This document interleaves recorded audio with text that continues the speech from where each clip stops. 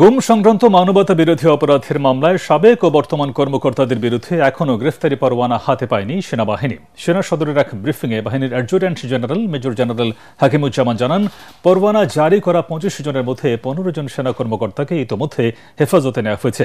যাদের বিরুদ্ধে গ্রেফতারি পরোয়ানা জারি হয়েছে তারা ডিজিএফআই ও র্যাবে কর্মরত ছিলেন বলে জানিয়েছেন তিনি। বিস্তারিত জানাচ্ছেন ইয়াসিন রানা। গুম সংক্রান্ত মানবতা বিরোধী অপরাধের মামলায় গত ৮ অক্টোবর সেনাবাহিনীর সাবেক ও বর্তমান ২৫ কর্মকর্তার বিরুদ্ধে গ্রেফতারি পরোয়ানা জারি করে আন্তর্জাতিক অপরাধ ট্রাইব্যুনাল। আওয়ামী সরকারের শাসনামলে টিএফআই ও জেআইসি সেলে গুমের ঘটনায় ২ মামলা এবং জুলাই আন্দোলনে রাজধানীর রামপুরায় গুলি করে ২৮ জনকে হত্যার দায়ে এ পরোয়ানা জারি করা হয়। তাদের মধ্যে সাবেক ৯ জন, এলপিআরে ১ জন এবং কর্মরত ১৫ জন কর্মকর্তা রয়েছেন। ঢাকা সেনানিবাসের অফিসার্স মেসে এ সংক্রান্ত এক ব্রিফিংয়ে বাহিনীর adjutant general major general Hakimuzzaman জানান, ইতিমধ্যে সেনা হেফাজতে রয়েছেন ১৫ জন কর্মকর্তা। ওয়ারেন্ট আমরা এখনো আমাদের হস্তগত হয়নি।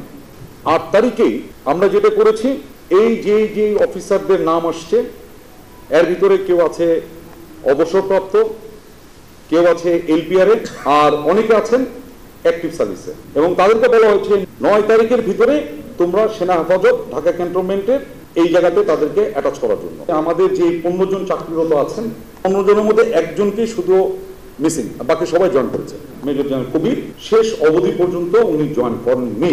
গুমের ঘটনায় সেনাবাহিনীর দায় রয়েছে কিনা এমন প্রশ্নের জবাব দেন এই সেনা কর্মকর্তা। আমাদের অফিসার যাদের সংক্রান্ত এই যে ১৫, ১৬, ১৭ জন যাদের কথা বললাম, এই সবগুলো যে ঘটনা যেগুলো বলা হচ্ছে সেগুলো ছিল তারা আইদার র্যাবে ছিল অথবা ডিজিএফআইতে ছিল ইত্যাদি।